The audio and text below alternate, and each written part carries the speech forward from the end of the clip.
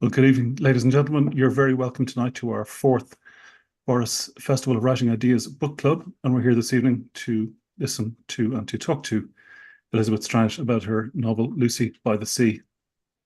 Lucy by the Sea is the fourth and latest novel featuring her character, Lucy Barton, and it's preceded by Oh, William, Anything is Possible, and My Name is Lucy Barton. She's also the author of five other novels, including the Pulitzer Prize-winning Olive Ketteridge, and she's been nominated for the Penn Faulkner Award, the International Dublin Literary Award, the Orange Prize, and the Booker Prize. And she lives in Maine. You're very welcome, Elizabeth. Thank you very much for joining us. Thank you for having me. It's nice to be here. Hi, everybody. We think it was 2017 that the last time you were in or at the festival, the last time you were, maybe not the last time you were in Ireland, but certainly the last time you were in Boris. And we were just chatting earlier on. Could any of us have imagined 7 years later how profoundly different America would be? Oh, I could never have pictured the world that we're living in now. Mm-mm. And it's in terms of this, Lucy by the Sea is set during the COVID, and I think could be quite reductively described as a COVID novel, but it is so much more. And what I think is very interesting, which we might tease out, is that it's a novel about politics with a small p, in that we have this brilliant personal, and when I mean personal, I don't mean your story. I mean this story of an intimate story of a family, but with this great, it's kind of woven into the politics of the day. Was this intentional? Well, this is the only book that I've ever written as it was happening. Because I had just turned in a William. And so Lucy and William were still very much in my head. And then the pandemic started just like that. And so I thought, well, this is historic. I need to capture this. And so I went back into Lucy's head to do that. But as a result, I've never written anything so close to what was actually happening in my life. So And were you writing this say in the summer of 2020? yes, Wow, yeah, amazing. Yeah. So yeah. And yeah, that's why the political things were in there because they were happening. And I thought this is historic and I have to record this of through course. Lucy's eyes. Right. Um, you moved Lucy to Maine quite quickly. Yes. Yes. And was that in an effort to be able to look back at New York City from a distance? Well, they'd already just been in Maine, a different part of Maine, but in O. William, they've already been in Maine. And so I thought, okay, he'll take her back to a different part of Maine, but still Maine.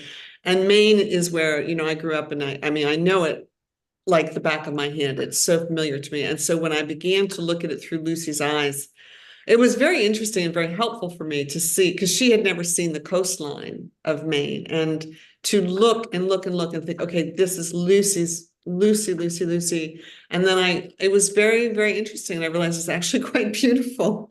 And it was helpful for me to be able to a little bit get out of myself in certain ways and to go inside Lucy's head. And it's very interesting that the landscape, in a way, I mean, looking back on the novel, the landscape is nearly a character too. I mean, it's a Yeah. really hugely important part of it. Yeah, right. Well, it's the Maine coast, and there it was, and nothing else, especially during the pandemic. And then what is interesting as well as and I'm thinking of as well as if you like, the contemporary history and the history that was unfolding as you were writing the novel and as was unfolding in 2020 and 2021. Um, you very consciously have rolled history in. I'm thinking maybe of William's character and his interest in his fortune from the World War Right. II, and also these watchtowers that were there to watch for submarines. That's right, exactly. And to see the possibility, although not necessarily probability, but the sense of unease and possibility that this might all happen again. Yes, I mean, and that's the thing. I mean, for him, the tower is, if you like, symbolic of everything that Yeah, went badly wrong in the 40s. And that's right. yeah, That's right. And he was very, very aware that his father was, a German fighting on the side of the Nazis who came over and met his mother and married her, and then came back to America. And that, he's just carried so much about that, and then became obsessed with the towers that were there for the World War II, right? amazing. And then, I mean, could we talk a little bit about their relationship? I mean, they were married. They're no longer married. I mean, towards the end of the book, and I'm hoping that anyone's here has read the book at this stage, but uh, there's a part at the end of the book where one of the daughters, I think it's Chrissy, suggests that maybe this is all a plot for William to get Lucy on her own in a place where Yeah. there's no distraction. Right. Well, I think that William is he's ambiguous, he's a complicated person, and we don't actually ever get inside his head. We only see this all from Lucy's head. And Lucy is, I think of her as kind of, an innocent. She's always been almost childlike in her view of the world, even though she's perceptive, I think. But so I just thought it would be interesting to just, we don't know exactly who William is. We know a lot of who he is, but I just thought it would be interesting to put out a little bit of, you know, we're not sure. And And also, it doesn't make him a bad person. I mean, no. just it makes whatever the reader wants him to be. But I'm just saying we don't really know, I guess is what I'm saying. And then there's also that great part with his meeting his sister, Yeah, which in the last book, William, right. she wouldn't meet him, but That's met right. Lucy. Right. Um, and what was that decision? Was that again? Was it introducing us, telling us more about him? I mean, I mean, you learn a lot about him from that meeting. Right, I do. We do. The reader does, I hope. And again, it really was because he was still so much in my head when this pandemic began. When I started this book, he was just still vividly in my head, and it was just almost a continuation Hmm. of a William, except that was a different book, Yeah, of course. And I was interested that you said that Lucy herself can be quite innocent and childlike. I mean, she actually says it herself to, is it to Bob Burgess? She says, I just, I never get this right. And then he immediately responds by saying, no, you're wrong. Yeah, yeah. She's filled with self-doubt because of her background, which has Yeah, already been into, yeah, endless times before. And she even says, I'm tired of writing about that. I'm not going to mention that anymore. But yes. we know that she's had a hard time growing up. And so she's always a little bit, not sure about where she is. And you draw that great analogy, which I thought was brilliant about she realized at one point that she grew up in a lockdown of sorts. Yeah. Um, Yeah, she did because, there was nothing but her house. And then she finally ended up staying after school just to stay warm. But she was in a lockdown in a way. Yeah, absolutely she was. And now the whole world was. was it difficult to you introduce us? I mean, brilliantly you introduce us, and you can nearly feel the time passing that they get to Maine, they go for walks on their own. Um, she's kind of unhappy. She doesn't love the house. But I think what opens up Maine for her is meeting other characters. And you might Yeah, tell us a little. I was very interested in Charlene Bibber. right. Right, because Charlie Bibber represents the other half of America. I mean, we've become so divided, and it seemed to me to make perfect sense that Lucy would befriend somebody, she doesn't care in a way that somebody else might. So she's very open-hearted to Charlene Bibber, and we hopefully get to see a bit of Charlene's world, just a little glimpse of what that world is like as well. And it also then gives us a great reason to reconnect with Olive Kittredge, Yeah, yeah, which is great. I love the way that Charlene says to her, I love that we don't talk politics. right. And is that representing very much that there are people who can be friends in America now that they just, once we don't go there, we can be friends? Yeah, yeah. Yeah, I have a very, very good old friend, and we're on different sides of the fence, and we simply don't talk about it. Right. Yeah, I mean, a lot of, yeah. We've seen a lot here with over the Brexit situation that there Yeah, are, yeah. yeah, Yeah. exactly. Imagine. Yeah. Do you think it's going to be difficult for future generations of writers to reimagine or to imagine America before Trump? I'm thinking I heard Colin Tabine talking about the master, and he had, when he was writing his book about Henry James, that he had to imagine a language and a world without Freud. Do you think it's Oh, do you think fascinating. it's, Yeah. do you think it's going to be really hard for future generations to, I mean, when they won't have lived through what America was like? Well, I think it'll depend on what America becomes, Okay. because I think we're teetering, and it may become a very different country, in which case I don't know what writers will make of that. if it can sort of stay the course, I guess that's an awful expression, but you know, if we can stay upright or whatever, then I suppose we can continue on. I don't know. I just don't know what to say about it because Yeah, it's a very frightening moment in our history. yeah. Just going back to Lucy, she's a great advice giver, because she's clearly been a great listener and observer for Yeah, all of her life. it is. And it's very difficult. I'm here talking about Lucy Barton as if she actually exists when she is obviously a fictional character. Yeah. And that's part of the magic. The magic that you've managed to weave is that we think of her as a real person. Um, she's not only is she great, she is a great listener, but she gives great advice to everybody and also listens to advice.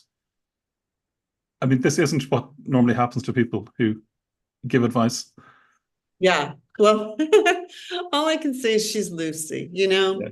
When she arrived with "My name is Lucy Barton," it was her voice that I heard. It was like a little golden thread that came down from the ceiling. And I realized, oh, if I can hold on to that voice, I can find this person. Great. And she's, I think, sort of unique, you know. I mean, I think she's unique, but she's Lucy. And also, And she's also learned a lot. I was yeah, very moving piece about giving advice to her daughter Chrissy about, yeah. and it echoed a line in an earlier book that's seen in is it the second novel where her mother's in hospital and her mother's advising her, Oh, and and says these girls are yes, good. yeah, Right, right. The mother in the hospital, the mother, you know, she keeps yeah, calling her daughters, and the mother said, "You'd better be careful with them because they'll turn around and bite you." yes, yeah, And yeah, that was so, you know, horrifying for her to hear. And she's absolutely. worried about it. Hmm. But And it's very interesting that you say that Lucy just that this voice came to you. I mean, is that something that had happened before with it's never been characters? a voice that's come to me. I mean, a character, I always start with the character because I just find people to be endlessly, endlessly interesting. And so it's always a character that arrives to me that I will start with. But this character arrived to me with her voice. And it was a first person voice, which made me nervous because except for the introduction to the Burgess Boys, which nobody even remembers. I hadn't written anything in first person for a million years, and that made me nervous. And then when I realized that she was going to be a writer, I got doubly nervous because I thought, oh, people will think, you know, she's me, but she's not. So people can think whatever they want to think. But I had to, you know, go ahead and just do it anyway. Of course, yeah. And there's Because a her great. voice Did she? We're reminded of this. Um, it's all pervasive lockdown in the book, and what's happening in America. But there's an amazing scene where where William and Bob find her studio in the town, and we're reminded once again this is what she does. yeah. And could you tell us just? I mean, it's such a funny story. I mean, I found it funny. She's sitting there and starts to imagine a story about a cop in a Yeah. car. Right. So she and William have gone up, you know, they just drive around because there's not a whole lot to do. And they drive around to visit different parts of Maine. And they're in this old, you know, mill town where the mill is not really working anymore. And she just sees this cop sitting in a car drinking his diet soda without a mask. And, you know, she watches him and watches him and watches him. And she just sort of feels, as she says, she feels her molecules move into his a little bit. And then she writes a story about him. And of course, you know, not of course, but he turns out to be a Trump supporter and his brother has a drug problem and all these different things. But then she doesn't dare publish the story because she doesn't want to sound political one way or another. It's a great story, but and I was that difficult to write a story within a story, or and No, to it was interesting. I mean, I wasn't sure that I was going to leave it in there mm, because it was fun to do it as I was doing it, and then I thought I'm not sure if this works or not, and so but I did leave it in there, so it was fun to write a story within a story, and I hope it works. oh, it's So fantastic. Yeah, it's great. And also concision is clearly very important to you. I mean, yeah, I marvel at how much is in the book. Um, but it's such a very simple, it's as I said at the start, it's this small family story, and then woven through it are these massive themes, but also massive world events. From the World War II to right. COVID to Trump to the storming of the Capitol. Yeah. And how did writing it in kind of in at the moment as you did in 2020, 2021, did that all feed into that? And is that why that's like that? Yeah, it is. And then when I realized that I understood, it's funny because I write something and I think, oh, right, there's that clue to her character. Because at the very beginning, when William shows her that her friend has died, he hands her his laptop and says, your friend has died. Or didn't you know this woman who has died of COVID in New York? And she won't look. And she just almost throws it back at him and she says, okay. And so I realized, okay, Lucy looks away. That's something that she does. And she can almost not look at the TV every night. And then when the storming of the Capitol takes place, she can't look. She has to leave. And I thought that's an interesting way. And it also gives me a chance as the writer to not have to press forward those facts in the face of the reader because Lucy's actually not looking. I mean, she knows what's happening, but she can't look at it in a certain way. So it was a technique that I found in Lucy's character to help me, you know. Yes, and you also tell us that when her brother was getting beaten up in school, she looked away as well. She wouldn't. Exactly, Yeah, precisely. Yeah. And yeah. I had already had this, so I realized, okay, Lucy looks away. I mean, The- it doesn't mean that she doesn't feel it and absorb it, but her first reaction is to look yes, away. yeah. I'm Becca and Chrissy, the two daughters. They're very much the four in this book, and they're nearly like a. I mean, it's not a Greek chorus because they don't have a voice, but they Yeah. nearly have a voice through Lucy in the sense that we do get some of their Right. commentary. Right. We get some of and we get to know Lucy, and it's a great technique in that we get to know more about Lucy and William from what Lucy says they say. Exactly. Uh, Precisely. And they're different, although yeah, I think they do feel like sisters, but they have very different takes on the world. And what comes out of their mouth can inform the reader to whatever extent the reader wants to be informed. yes, yeah, and they're great characters too themselves. I mean, Yeah, I mean, thank you. they're kind of messed up, but they're great. Yeah, Yeah, and I mean, I loved the fact how devastated they were when it's clear that William and Lucy are rediscovering their relationship, and right. they're both affected in very different ways. Exactly. And I found that to be really interesting. Just, I thought that, okay, that sounds to me to be true and a surprise to somebody like Lucy, who's, just wandering along living her life. And then boom, she has surprised her daughters in a way that she didn't understand she would. I think, well, she also surprised herself first, and that's Yes, yeah, yes, yeah, yes, she yeah. did very much. Very much, yeah. And how much did you feel your way into that? That's a terrible analogy, but Yeah. how much did you?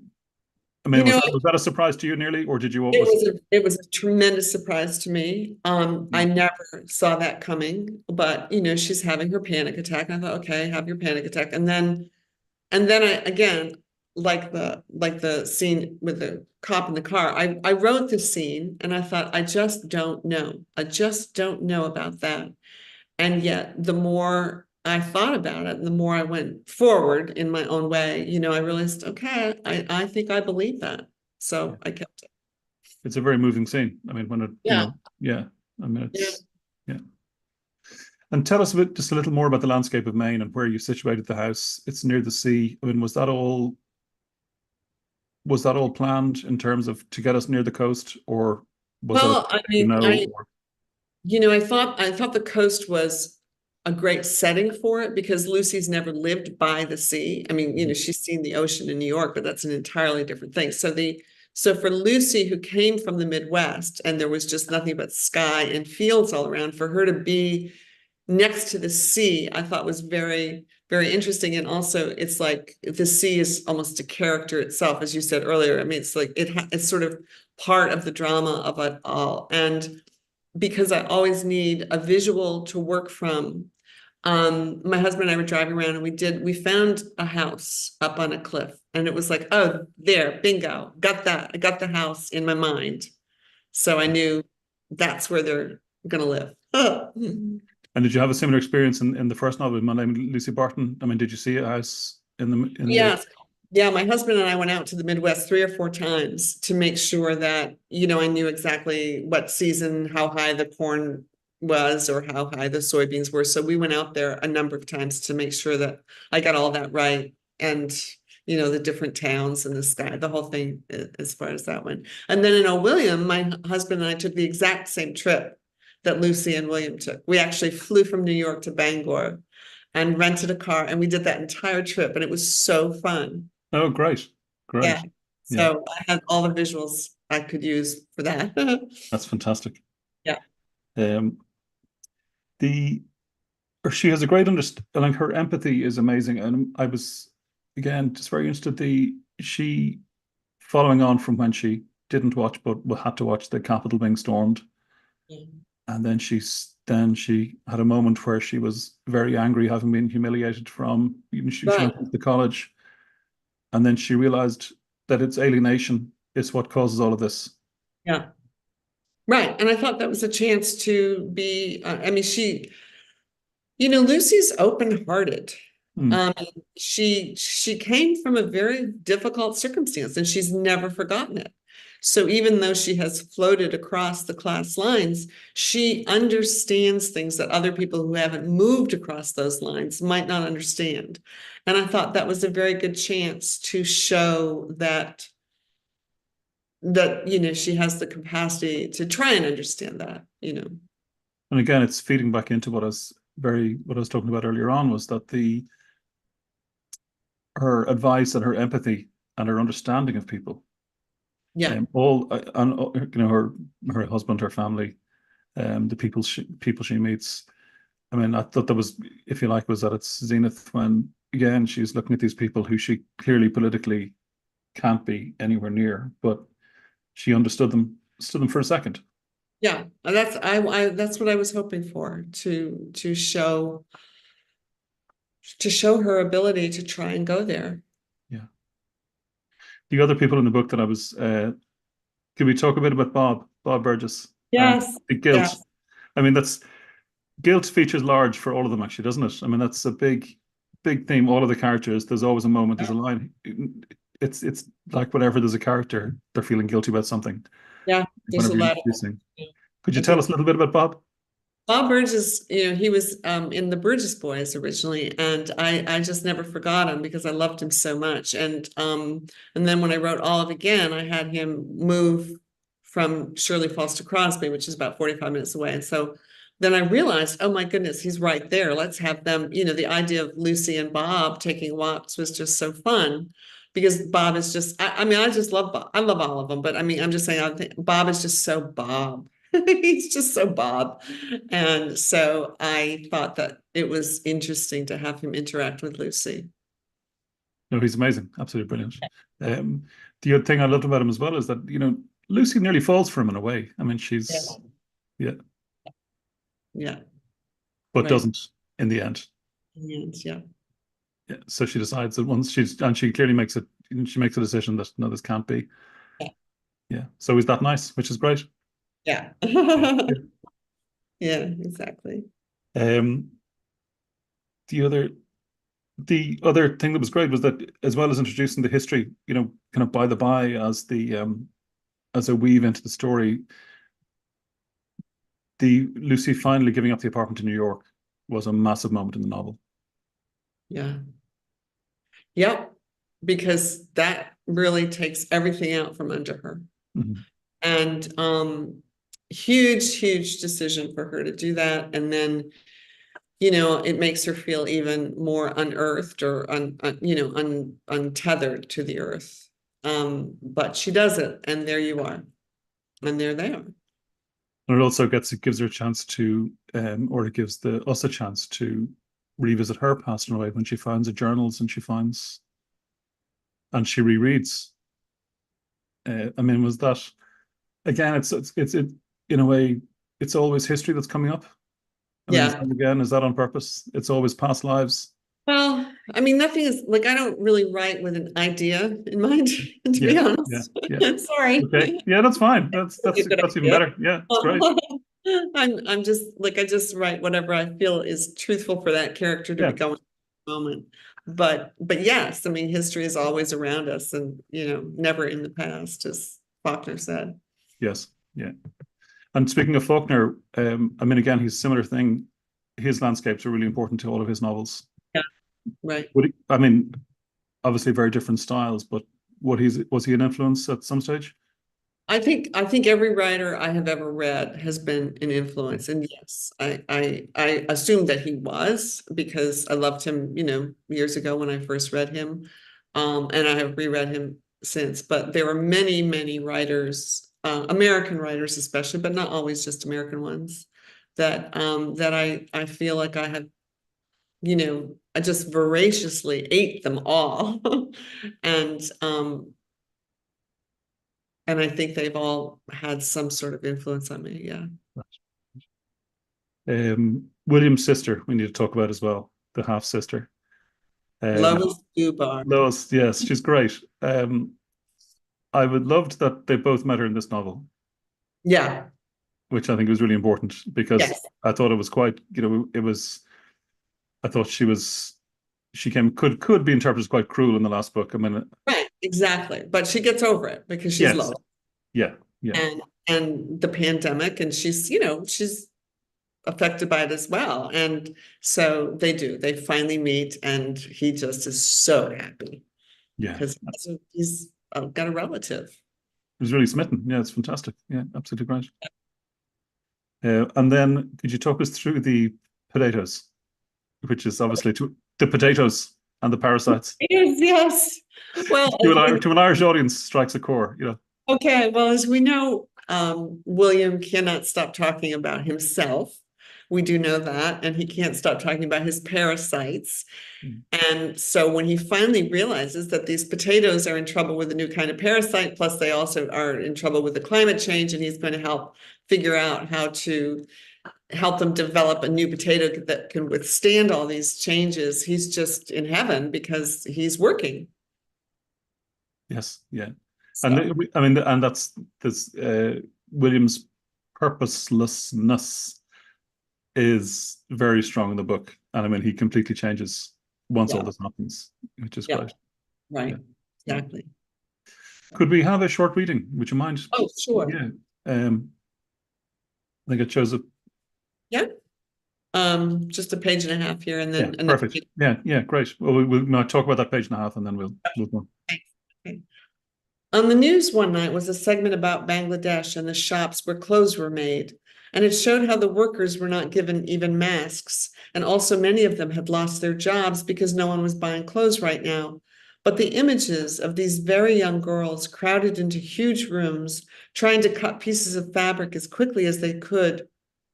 It made me understand that Bloomingdale's was exactly what Becca had said it was, a place where many bad things were manifested. And there we had been, the three of us, so innocently, so stupidly enjoying it, as though we could do that forever. Sauntering through the shoe section like that was all we had to do in the world. That night, I could not fall asleep, and my mind went to different places as it did on such nights. And I remembered this. Years ago in New York City, I had taught at a community college, and there was a man who taught there as well. He was much older than I was, and he retired soon after I got there. He was a nice man with thick eyebrows, and he was quiet, but he seemed to like me, and we would sometimes talk in the hallways. He told me that his wife had Alzheimer's and that he could not remember the last words she had spoken to him because she'd become gradually more and more silent, and then she remained silent. And this man, her husband, could never remember the last thing she had said. And thinking of this now made me think of something I had often thought before, that there had been a last time when they were little that I had picked up the girls. This had often broken my heart to realize that you never know the last time you pick up a child. Maybe you say, "Oh, honey, you're getting too big to be picked up," or something like that. But then you never pick them up again. And living with this pandemic was like that. You did not know. The reason I asked you to read that, and probably we should have had it at the start, is that I mean, in those 2 pages, there's a huge amount about the book in it as well. And Yeah. um, I mean, maybe we should gloss it a little bit. The Bloomingdale's. Tell us about Bloomingdale's. Well, I mean, in the other books, there's memories of Lucy going to Bloomingdale's with her daughters. They would go and they would, saunter through the shoe section. And then when she meets Becca, when they do have a meeting, Becca said, Becca's become politicized. The girls have become a little bit political over the course of this book. And Becca says, Bloomingdale's is a terrible place. All sorts of bad things, come from that. And so she realizes watching these scenes of Bangladesh, these young girls without masks, that Becca was right. And it's just realigns her world dramatically. I mean, she's already been realigned because she came from a background where she would never have thought she would be walking through Bloomingdale's, but then she got used to it. And then she's like, oh, right, this is not good, So that's the Bloomingdale's part of it. And then And I the think the family, but again, the family. I mean, that bit, it's again, it's someone losing a family member. yeah, I mean, and in obviously a very cruel way, as dementia is. But then also that, and also, but also losing a child in a way that, and it, yeah, yeah, and ties right, very well into right. that relationship she had with Becca. Yeah, and just not knowing the last time that she picked up the girls. Yeah, amazing, amazing that again, distance is a constant theme. It's distance between friendship, between family. Yeah, I mean, yeah. And between understanding what you're doing at the absolutely, time you're yeah. doing it. How knowing do you think Lucy is, or do you think she's really struggling all the time, or do you think What was the word? How lonely? Is that what you? how knowing is Oh, knowing. How knowing knowing? is. Well, that's an interesting question because I think I personally think she's quite knowing, but I don't think she knows that she's as knowing as she is. But one Do of you the see? kids actually says to her, "Mom, you know loads." That's one of Right. the yeah. Exactly. And that is my understanding of Lucy is that she's quite wise, really, but she doesn't know that in a way. Okay, great. So Yeah, yeah. and it's funny that the I'm not sure how well the other characters know her either. No. Well, how well does anybody know I know. anybody? Yeah, yeah, yeah, Really yeah. comes down to that basic question, Yes, yeah. you know, I think. Great. Can we have another reading? That other reading I chose? Um, so right, okay. Um, so this is about when William has met he's reporting to Lucy about how he met with his sister. And then they talked about their mother, Catherine Cole. Over and over, they went on about what Catherine had come from and why she had married Lois's father and why she had left him for the German, as Lois referred to William's father. I sat watching William from across the table. In all the years I had known the man, I do not think I had ever seen him so happy. Only later that night, as I lay awake, did I realize that William had been lonely. In spite of me and our girls and Bridget and his other 2 wives, William had felt alone in the world. And now he had a sister. Inside myself, I wept from happiness and sadness both. And then, right before I fell asleep, a thought went through my mind that William had chosen to come to Maine during the pandemic because he had a sister here. He must have been hoping this would happen, a resolution between them. Otherwise, he would have taken me to a house in Montauk, but we had come to Maine. Could that be true? I wondered this as I fell asleep. And again, that goes back to is she figuring it out finally about William? Who knows? Who knows? Yeah. It's great And though. I think it's a very striking piece. yeah, And I think it's quite striking about the two of them. right. Um, and I think I think she's quite happy in that not knowing. Yes. We're quite sure it's going Or on. quite understanding of the fact that she won't know. Yeah. Can you give us any clue to the next book, the book coming in September? Yes, I will just say that it is like a great big party of all my characters. Oh, fantastic. Great. All of them are finally showing up together at different points yeah. So Great. And in similar style, will you have different time frames, or can you? no, no, it's pretty much, no, it takes place within a year. And some of it goes back and forth from New York to Maine, but it takes place within a year and it's written as a novel, not in short stories or anything. But that's all I can Great. say. That's all you can All say. you finally meet. Great. Well, just getting back, I've just a couple more things about Lucy by the Sea. Just, I was very interested in the way you handled the vaccination, and obviously it was, and was there? I mean, what I loved about it was that it was so real, and that, I mean, their delight when they got vaccinated, and that mild sense of, because she knew that William's going to get vaccinated first because he's a bit older, and that mild disappointment. Um, was there much that you left out that you did you that those kind of details, those COVID details, were there, is there anything that you felt you could have put in that? I think I could have put a lot more in, but I didn't want to. Again, because Lucy's the one who's telling this story. And from my very first inception of Lucy or understanding of her, I think of her as just giving thumbprints to the reader, just a little smudge here and a little smudge there, but she doesn't ever push anything fully into the face of the reader, I think. And so I did leave out things, yeah. Right. Yeah. How important do you think was, and again, was this, I'm just, uh, I'm kind of getting into the nitty gritty now, nitty gritty, but buying the house in Maine, that was a big, big move, and a big Yep. move by William. Yeah. Yeah. Well, he's William. Yeah. And he does act, we know that. Yes. Yeah. You know, And was that really to make it clear that there was this is an element of permanency. There's uh, well, no it going does, back now. right. It does suggest that. Yeah. Exactly. Yeah. And even her accountant says, you're here. If you're here, you got to Yeah, be here. Yeah. exactly. So Yeah. she's got to deal with that. And Yeah. yeah, Yeah. interesting. I mean, it's great the way all these things you throw at her. She's great. That is interesting. Sorry, Well, it what was were you? great. I think we're going to wrap it up. And I want to say thanks very much to you, Thank Elizabeth, you for very joining much. us. Thanks. It was absolutely fascinating. And I was delighted to talk to you. And I'm really looking forward to seeing you in Thank you. Me too. Love June, it. and we'll talk some more. So good night, Okay. and thank you very Thank you. much. Thank you very, very much.